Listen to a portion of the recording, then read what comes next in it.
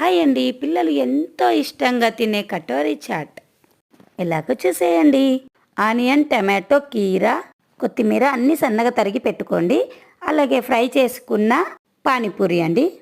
ఆలు భుజి, నవరత్న దాల్ మిక్చర్ అండి, కొంచెం కొంచెం వేసుకున్నాను. కొంచెం టమాటో సాస్, కర్డ్ అన్నీ కలిపేసుకోవాలండి. నిమ్మకాయ జ్యూస్ కూడా కలుపుకోవాలి.